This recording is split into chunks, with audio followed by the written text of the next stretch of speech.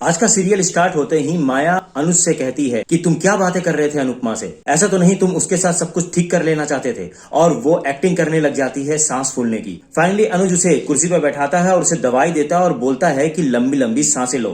इस सिचुएशन को देख करके वहां पर बैठे सभी लोग हक्के पक्के रह जाते हैं। और फिर माया अनुज से कह देती है कि मुझे कुछ यहाँ अच्छा नहीं लग रहा है, चलो हम सब अपनी घर में चलते हैं। ये सुनकर के अनुपमा को बहुत ही ज्यादा खराब लगता है। वहीं बरखा वनराज को मैसेज करती है, कहीं अनुज ने सब कुछ अनुपमा को तो नहीं बता दिया। इसका मतलब इस सारी सिचुएशन में वनराज, माया और बरखा तीनों ही आपस में मिले हुए हैं। उधर छोटी अनु भी अनुज से कह देती है कि हाँ पापा, हम लोग अपने घर पे चलते हैं। और फिर क्या कर सकता था अनुज, फाइनली वो अपने घर की तरफ निकल लेता है और अपने घर के दरवाजे पे पहुंचते ही उसे अनुपमा के साथ की पुरानी यादें याद आने लगती हैं। वहीं अनुज के घर में पहुंचकर छोटी अनु तुरंत अधिक भैया से पूछती है कि पाकी दीदी और आप यहीं पे रहेंगे ना, मैं दिन भर आपके साथ खेलूंगी। मगर ये सिचुएशन देख करके तुरंत बरखा बोल पड़ती है कि तुम नहीं खेल पाओगी, क्योंकि पाकी तो अपने दोस्त की शादी में गई है और जब तक वापस आएगी तब तक तो तुम यहाँ से चली जाओगी ना, है ना माया।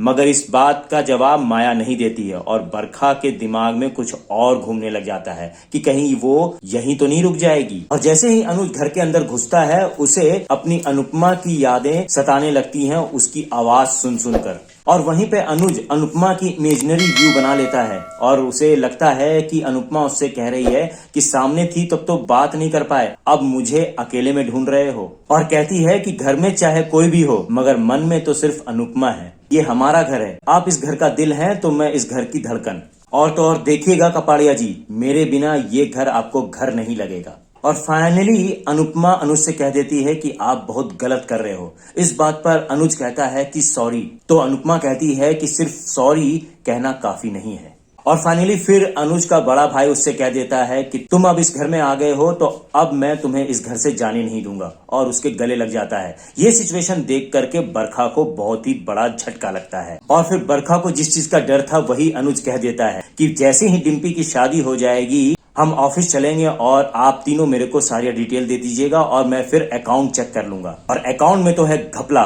तो इस बात को लेकर के बरखा के पैरों तले जमीन खिसक जाती है। और फिर फाइनली अनुपमा अपने घर में अकेले पहुंचती है और माया की पुरानी बातों को याद करने लगती है और अपने आप से कहने लगती है कि अनुज, आप माया को कपाड़िया हाउस कैसे ले जा सकते हैं, उस घर से हमारी यादें जुड़ी हुई हैं। और रोने लग जाती है। और फिर फाइनली अचानक से सुबह होती है और पास सबके बीच में ये बोलती आती है कि ये देखो देखो देखो मैंने क्या बनाया क्या बनाया। तो उसी समय हसमुख जी बोलती है, तूने बनाया भी है, तेरा काम तो हमेशा बिगाड़ने का है। और फिर अचानक से अनुपमा अनुज की यादों में खो जाती है, मगर उसकी यादों को ठीक करने के लिए उसका बेटा समर उसकी गोद में लेट जाता है। और फिर ये बात होती है कि अनुपमा शाम को संगीत में जबरदस्त डांस करेगी। और फिर इस बात पर बा कहती है कि ऐसा डांस करना कि बिल्कुल आग लग जाए और ऐसी आग लगे कि वो माया जल के कोयला हो जाए।